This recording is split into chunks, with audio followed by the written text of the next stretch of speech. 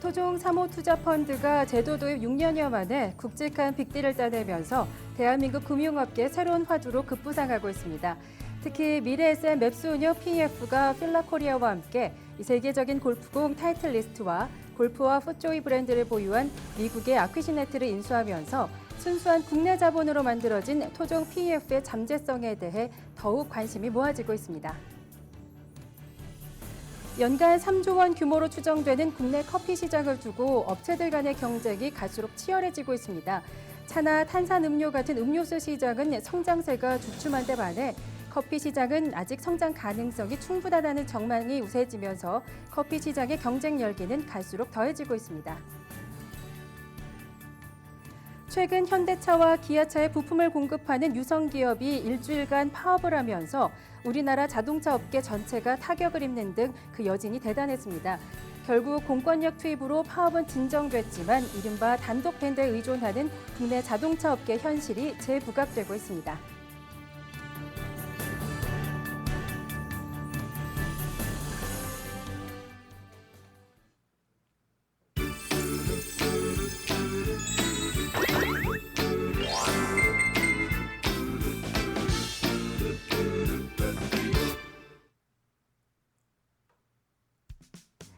안녕하세요. 한 주간의 경제 이슈를 살펴보고 투자 포인트도 소개하는 마켓포인트 진행의 유수경입니다.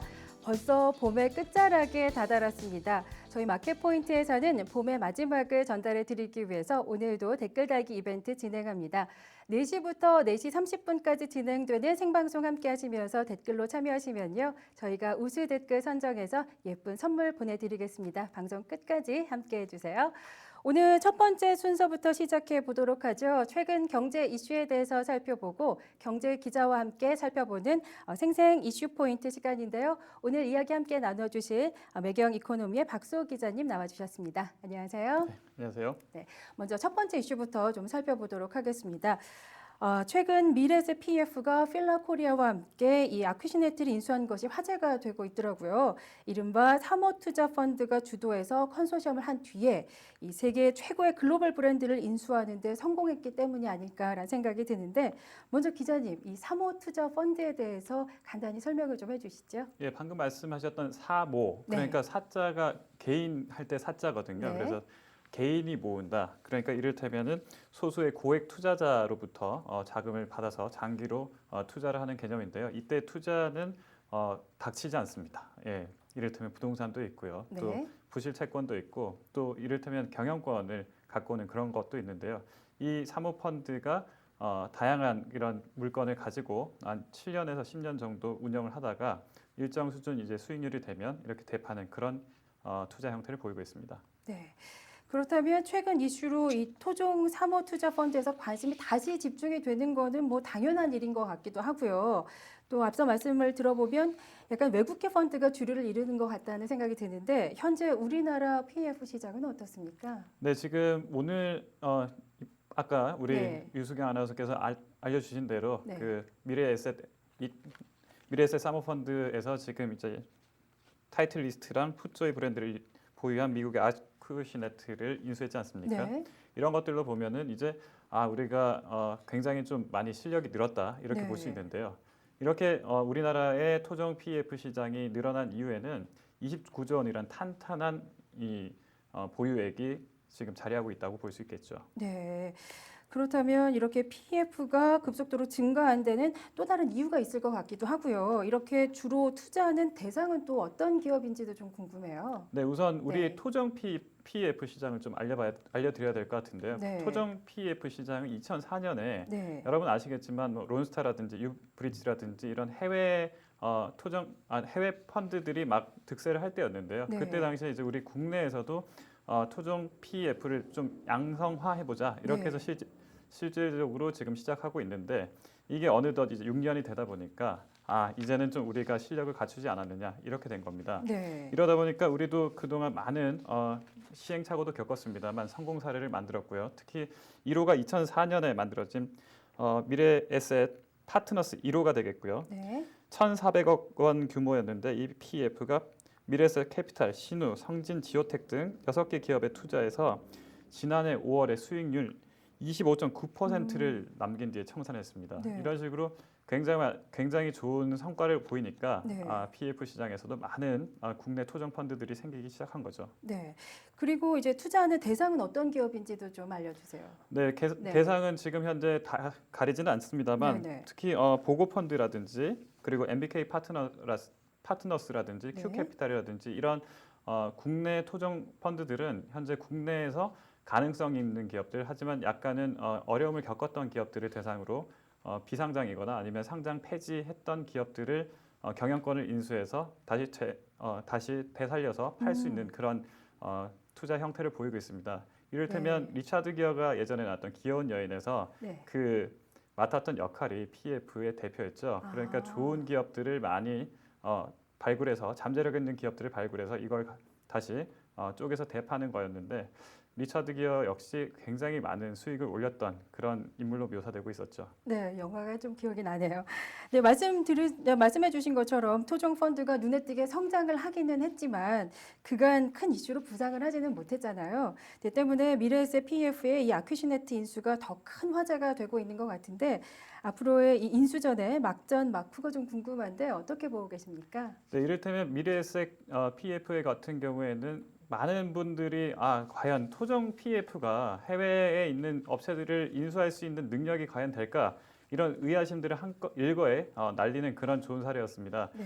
미래에셋 PF가 갖고 있는 해외 네트워크 경쟁력이 상당히 많이 높아졌고요. 이를 바탕으로 해서 중국이나 아니면 그 미국 시장에서도 이런 기업이 있으면 어떻겠냐라고 이렇게 풋조이라든지 아니면 타이틀 리스트를 갖고 있는 이런 좋은 기업이 있는데 한번 도전해 보면 어떻겠느냐 이런 정보를 이제 받았겠죠. 네. 이랬을 경우에 그냥 우리나라에 좋은 많은 기업들이 있습니다만 그럼에도 불구하고 이를 운영해 볼 수 있는 그런 기업인이 과연 있을까 이런 의구심이 있었다고 합니다. 네네. 그럼에도 불구하고 국내에서 많은 업체들을 타진해 본 결과 경영권도 갖고 있으면서 또 한국의 브랜드를 세계적으로 알리고 또 세계의 브랜드를 한국화하는 데 일조한 필라코리아의 윤윤수 회장을 만났다고 하죠. 네. 이렇게 하다 보니까 두 이해 관계가 맞아 들어갔고 또 글로벌 마인드도 있었고 그러니까 시장을 개척했던 미래에셋 PF와 그리고 또 경영 능력을 가진 윤윤수 회장의 시너지 효과를 이번에 아주 발군의 실력으로 성사를 시킨 거겠죠. 네, 그렇군요. 그런데 이런 기업을 인수하려면 최소 몇천억 원에서 많게는 뭐 수조억 원까지 굉장히 많은 자본이 필요하잖아요. 근데 이렇게 수조 원이 드는 인수를 성사시킬 수 있는 PF의 괴력은 도대체 어디서 나오는 걸까요? 네, 이를테면 일단은 선진국이 돼야 됩니다. 아, 네. 이를테면 외국에서도 많은 PF들이 사실은 캘퍼스라고 하죠. 미국에 있는 그 연금이나 네. 아니면 공적 자금들이 PF에 많은 부분들을 투자를 하게 되고 이 PF들이 다시 자산 운영에 뛰어들면서 성장을 해왔거든요. 우리나라 역시 지금은 국민연금이라든지 또 정책금융공사에서 많은 자금이 지금 갖고 있는데요. 이 자금들을 보다 수익률을 높여야만 우리 국민들이 더 나중에 풍요로운 생활을 할 수 있기 때문에 네. 이 정책 자금들이 많이 흘러 나오는데 이를 이 의미 있고 또 실력 있는 우리 금융인들이 많이 이렇게 PF를 만들어서 이를 적극적으로 투자를 하고 여기서 나오는 수익률을 가지고 또 우리 국민들을 풍요롭게 할 수 있는 이런 구조를 만들기 위해서 지금 현재 시중에 돈이 많이 풀리고 있는 겁니다. 네. 방금 말씀하신 것처럼 정말 이 높은 수익률 때문에 기대가 되는 건데 수익률은 어느 정도가 되나요? 네, 일단 우리 네. 국내 1호 사모펀드였던 미래에셋 같은 경우에도 네. 수익률이 25.9%였습니다. 아, 네. 그리고 최근에도 많은 PF들이 수익률을 높이 사고 있는데요. 특히 PF 큰 손들을 보니까 거의 70% 이상의 네. 수익률을 올리는 그런 곳도 있습니다. 그리고 또 우리 여기 보면요, HNQ라는 그 PF 자산운용사의 경우에는 HNQ 국민연금 1호 PF를 운영을 했는데요. 네. 2007년 신용카드 결제 서비스 업체인 KS넷 지분의 49.3%를 인수를 했습니다. 네. 이때 당시에 374억 원을 사들였는데요. 네. 3년 뒤에 대판 가격이 무려 1,300억 원이었습니다. 그렇군요. 그러니까 네. 3년간 350%의 수익률을 올린 거죠. 네, 수익률도 굉장히 많게 이제 나오고 있는데 말씀을 들어보면 그런데 PF 시장이 활성화돼도 일반 투자자들에게는 그림의 떡이 될 수 있을 것 같다는 생각이 드는데 어떻습니까? 그러지 않습니다. 네, 이제부터 우리 투자자분들께서는 네, PEF들의 움직임에 대해서 다시 한번 눈여겨볼 필요가 있습니다. 네, PEF와 함께하는 필라코리아의 경우에는 최근에 미래에셋과 함께 했던 필라코리아의 경우에는 이번 인수전을 통해서 주식 가격이 상당히 많이 올랐죠. 이런 것처럼 PEF가 투자를 했거나 PEF와 함께 투자를 하는 업체들의 경우에는 주가에 상당한 영향을 끼치기 때문에 PEF가 어디에 투자했는가도 이제 투자자 여러분들께서 면밀히 파악하시는 게 중요하겠습니다. 네, 그렇군요. 다음 이슈도 살펴보도록 하겠습니다. 최근 한국 토종 카페인 카페베네가 뉴욕에 처음으로 진출한다고 해서 화제가 되기도 했었는데요. 이로 인해서 커피 시장이 얼마만큼 성장해 왔는지에 대한 평가가 진행이 되고 있습니다. 박 기자님, 간단히 좀 설명을 해주시죠. 네, 우리 MC님께서는 네. 얼마나 하루에 커피를 드세요? 하루에 한 평균 3잔 정도는 마시는 것 같아요. 세 잔. 네. 네. 굉장히 적지는 않습니다만. 그러게요. 네, 네. 좀 줄여야 되는데. 우리 국민들이 한 해 평균, 특히 성인 기준에서 네. 한 해 평균 마시는 커피의 양이 네. 1년에 312잔이라고 합니다. 네. 거의 매일 하루에 한 잔은 마신다는 그렇습니다. 얘기네요. 네. 그러니까 이런 식으로 커피 시장이 커지다 보니까 네. 우후죽순 이제 커피 전문점도 생기고 있는데요. 네. 여러분들이 알고 있는 뭐 카페베네라든지 아니면 스타벅스라든지 타멘탐스 이런 상위 5대 커피 브랜드의 현재 그 브랜드 매장 수가 2,000개를 넘었습니다. 이런 식으로 매장 수만 2,000개를 넘은 것이 아니라 커피 믹스 시장이라든지 아니면 원두 커피 시장이라든지 또 원두 커피를 제조하고 또 이걸 이렇게 내려먹는 드럽 커피라고 하죠. 네. 이런 커피 머신 시장까지 폭발적으로 늘고 있다 보니까 전체 커피 시장은 현재 3조 원을 넘기고 있습니다. 네. 그런데 이 커피라는 게 생활 필수품이 아니라 문화 상품이잖아요. 네. 그만큼 트렌드에 좀 민감할 것 같은데 어떻습니까? 네, 아무래도 네. 커피 하면 중독성이 좀 있지 않습니까? 그렇죠. 그러니까 네. 커피 자체를 마시는 것도 중요하지만 커피가 갖고 있는 묘한 중독성 때문에 많은 네. 분들이 이렇게 즐기는데요. 또 한편으로는 커피를 함께하는 문화가 이제 어느 정도 정착이 되다 보니까 밥을 먹고 나서는 꼭 커피 한 잔을 마시자라는 그렇죠. 분위기가 네. 확산되고 있다 보니까 이제는 커피 시장 자체도 밥 먹는 시장하고 똑같지 않느냐 이렇게 이야기하는 분들도 많습니다. 또 주위에 보니까 요즘에 커피를 직접 내려 먹겠다 해서 네. 바리스타를 배우시는 분들도 굉장히 많던데 이런 건 또 어떤가요? 네, 바리스타 같은 경우는 제가 알아봤는데요. 네. 국가 공인 자격증은 없고요. 네. 민간 단체에서 최근에 많이 바리스타를 양성하고 있는데 네. 이 시장 자체도 굉장히 많이 포화하고 있다고 합니다. 그리고 네. 현재 바리스타 협회의 경우에는 연간 2번만 시험을 보던 것들을 최근에 4번 가까이 늘리는 경우도 많고요. 또 사단법인을 통해서 지금 바리스타 민간 자격증을 발급하는 것도 상당히 많이 늘고 있습니다.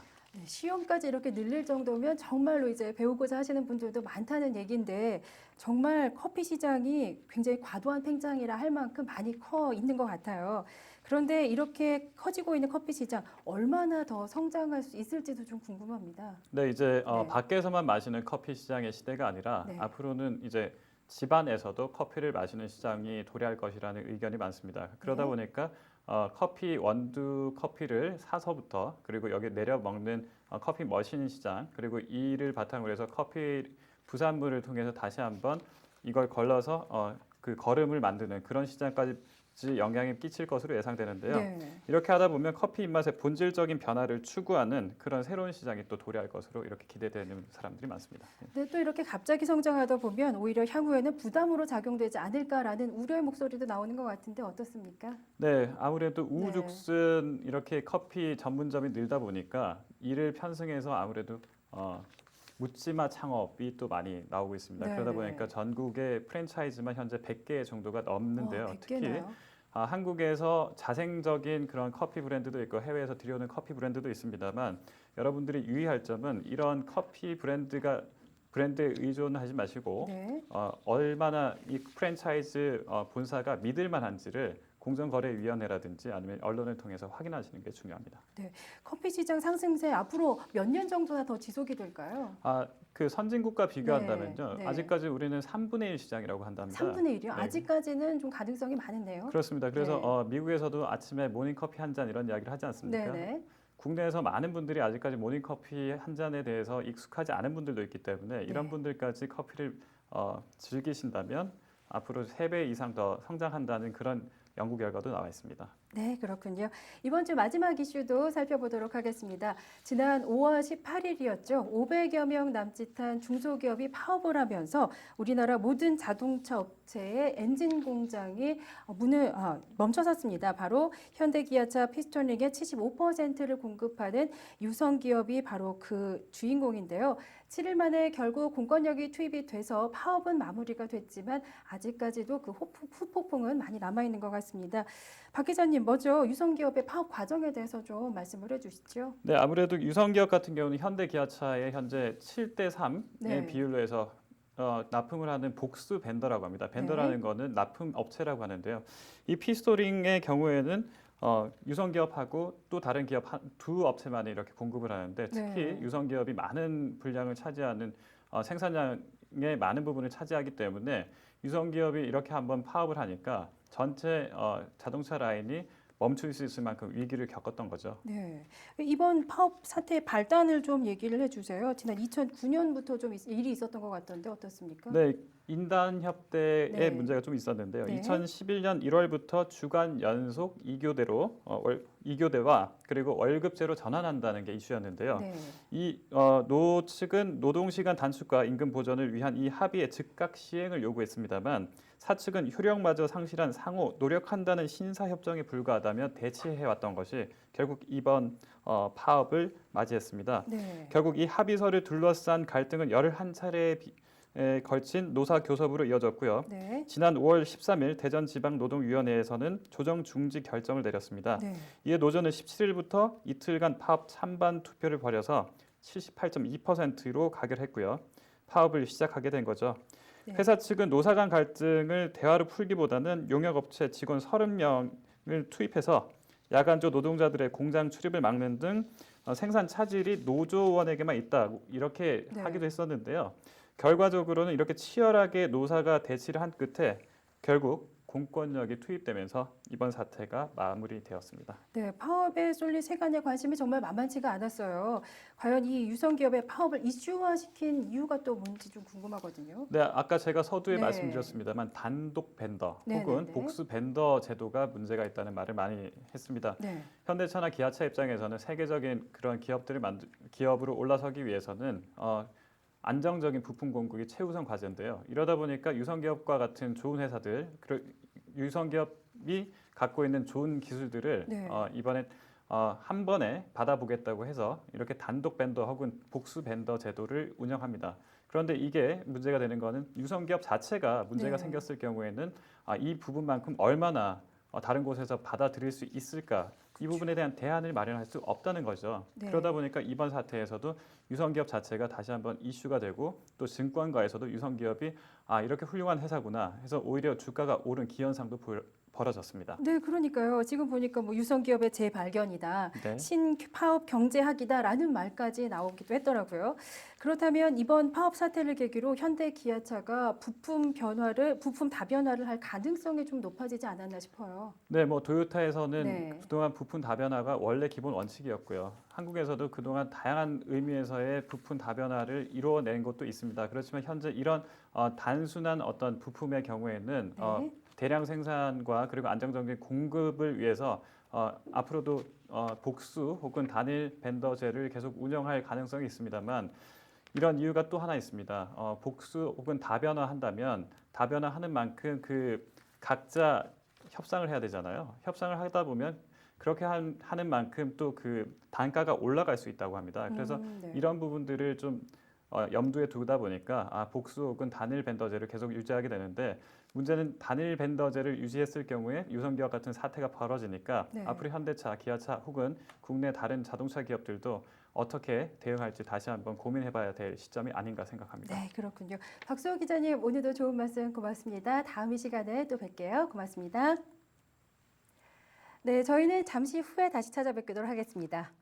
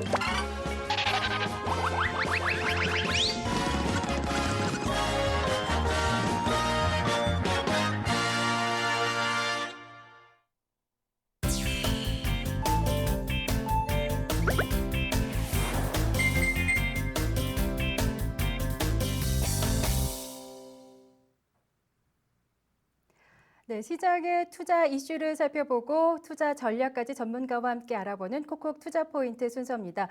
5월도 벌써 막바지에 이르렀는데요. 국내 증시는 조정장에서 탈피할 기미를 보이지 않고 있습니다.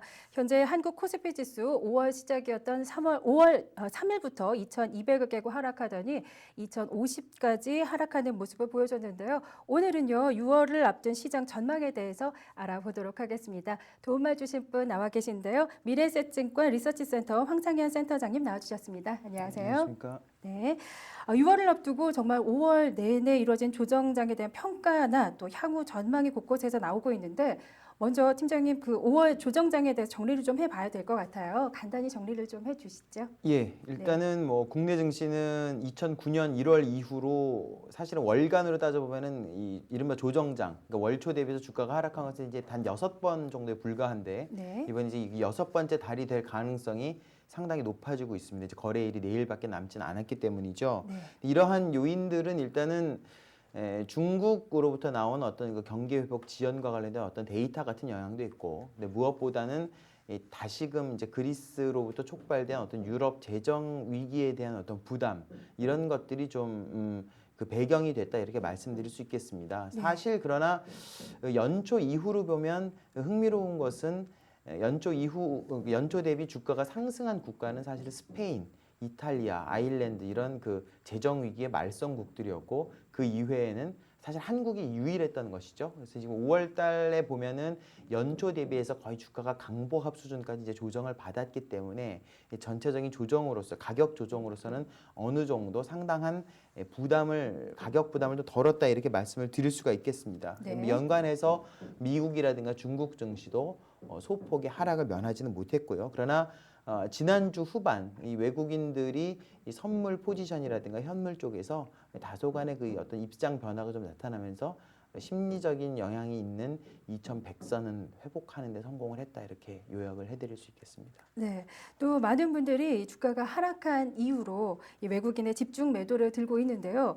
특히 외국인 이탈로 인해서 수급 공백이 생기지 않겠느냐라는 우려도 나오고 있더라고요. 어떻습니까? 예, 제가 항상 이제 그런 질문을 받을 때는 네. 이렇게 말씀을 드립니다. 일단 지난 2개년간 네. 2009년 초부터 2010년 말까지 외국인들은 무려 54조 원이라고 하는 막대한 금액을 한국 시장의 현물에 매수를 했습니다. 네. 근데 지금 5월 달 현재 외국인들이 매도한 금액은 약 3조 원 정도. 즉 2개년간 매수한 금액에 비하면 한 6% 정도의 수준에 달하는 것이고 네. 지난 2010년 5월 또 2011년 2월 중동 사태 때 이러한 규모 이상의 대규모 매도를 했지만 다시금 그 한국 시장에 대한 긍정적인 스탠스로 전환을 했던 것이죠. 네. 요컨대 외국인들이 지금 소위 말하는 추세 이탈을 하기에는 그동안에 투자한 금액 자체가 워낙에 크고 애초부터 그런 투자 결정을 했다는 것은 어떤 단기성 결정이라기보다는 한국 시장에 대한 중장기적인 접근을 가지고 들어온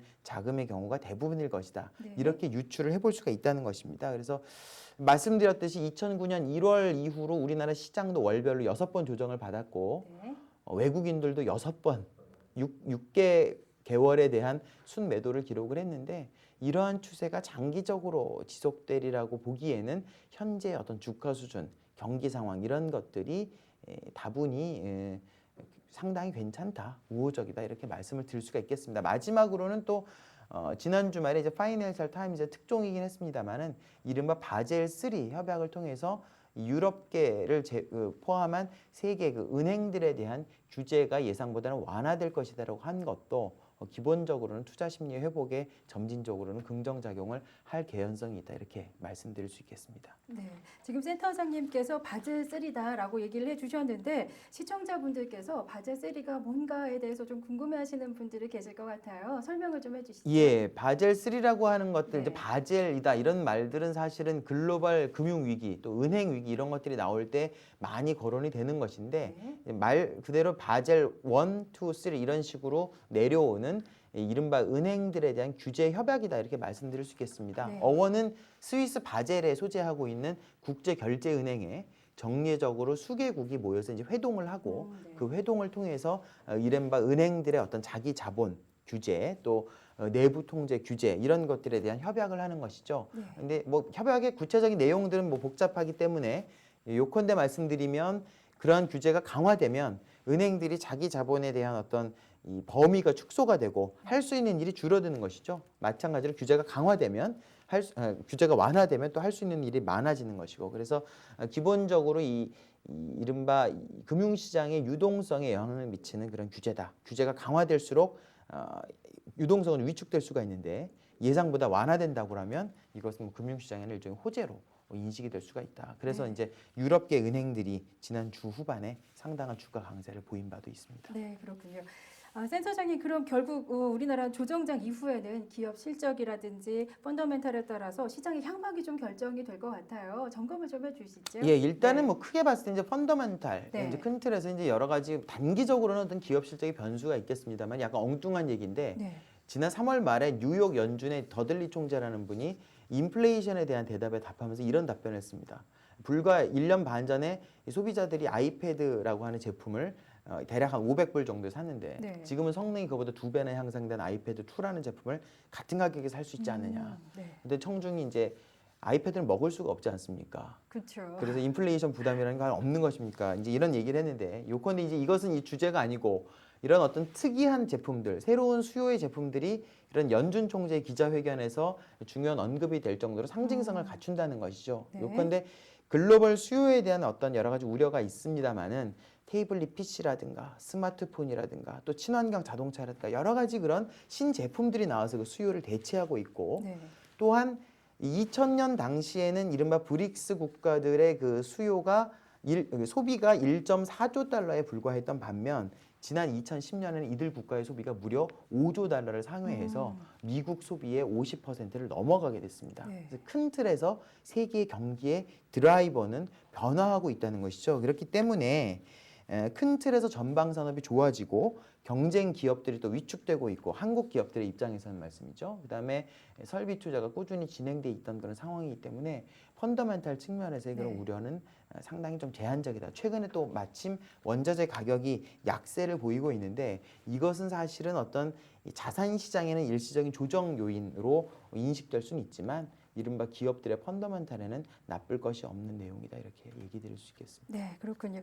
이 증시에 부담을 주는 외적인 요소가 바로 유럽 재정 위기라고 할 수가 있겠는데 이 점은 앞으로 어떻게 해결이 될까요? 예, 상당히 사실 심각한 것은 맞습니다. 그리스 자체만 하더라도 올해 이른바 차환을 해야 되는 그 국채 물량이 1,700억 달러에 달하고요. 네. 스페인, 이탈리아의 경우에는 약 한 3천억 달러에 달하는 규모입니다. 결국은 이것은 금융기관의 금융시장 내의 특히 이제 유로존 내의 영내 간의 신뢰가 회복되지 않고서는 쉽게 풀어질 수 없는 문제죠. 역설적으로 보면은 역시 이제 이른바 대마불사. 왜냐하면 이미 독일과 프랑스를 비롯한 유로존의 채무 국가들이 이 상황 붕괴까지를 원하지는 않는 상황이고 가만히 어떤 그런 뉴스 플로우들을 우리가 확인을 해본다면은 이 채무 조정과 관련된 어떤 다소는 그 국지적인 이견에 있어서 문제가 해결이 지연되고 있다는 것을 알 수가 있습니다. 그래서 결국은 어떤 시간의 문제가 아니겠느냐. 이것이 금융기관의 마치 리만 쇼크를 방불케 하는 그런 대규모 유동성 위축으로 연결될 개연성은 아직 여전히 낮은 것이 아니냐 이렇게 판단하고 있습니다. 네, 그렇군요. 센터장님, 그러면 우리 투자자들이 이번 주에 명심해야 될 투자 포인트를 한마디로 간략하게 얘기해 주신다면 어떤 게 있을까요? 예, 말씀드리고 싶은 말씀은 네. 강세장에서의 조정은 수익의 기회다 네. 이렇게 말씀드리고 싶습니다. 네. 기본적으로 지금 우리나라 주식시장 같은 경우에 소위 말하는 그 PER, 특히 이제 외국계 혹은 기관 투자들이 중시하는 이른바 밸류에이션 지표를 보면은 상당히 낮은 상태이고 말씀드렸듯이 어쨌든 수급의 주체 역할을 하고 있는 외국인들이 이 당장 이익 실현을 할 정도로 다급한 상황이 아니다. 상당히 한국 시장에 중장기적으로 좋은 관점을 가지고 접근했었다는 것 그리고 수급의 주체가 과거 어느 때보다 우리나라 수급의 주체도 연기금 위주로 질적 전환이 상당히 좋게 이루어져 있다고 하는 부분에 대해서 신뢰를 가지실 필요가 있다고 보고요. 이런 측면에서는 아마 앞서서 모두에 말씀드렸듯이 전방 산업의 성장이 탁월하고 그다음에 글로벌 경쟁 기업들이 어떤 경쟁 여력이 상당 부분 상실된 상태 그리고 국내 기업들이 투자를 통해서 이익을 배가시킬 수 있는 준비가 돼 있는 그런 업종들 대표적으로 자동차라든가 화학 또 IT 일부 업종과 조선 업종 이런 경우들이 6월 이후에 어떤 반등 국면에서 중요한 역할을 할 것이다. 이렇게 말씀드릴 수 있겠습니다. 네, 고맙습니다. 오늘 센터장님의 이 말씀들이 투자자들에게 많은 도움이 됐을 것 같습니다. 오늘 도움 말씀 고맙습니다. 예, 감사합니다. 네, 마켓포인트 벌써 인사드릴 시간이 다 됐는데요. 지난주와 이번 주 생방송 중에 댓글 달기 이벤트가 진행이 됐습니다. 댓글 달기 이벤트에 참여해 주신 분들 가운데 저희가 14분을 선정해서 선물 드리는데요. 당첨자는 홈페이지 게시판을 통해서 확인하시면 되겠습니다. 저희는 다음 주 이 시간에 좀 더 알찬 내용으로 찾아뵙도록 하겠습니다. 함께해 주신 여러분 고맙습니다.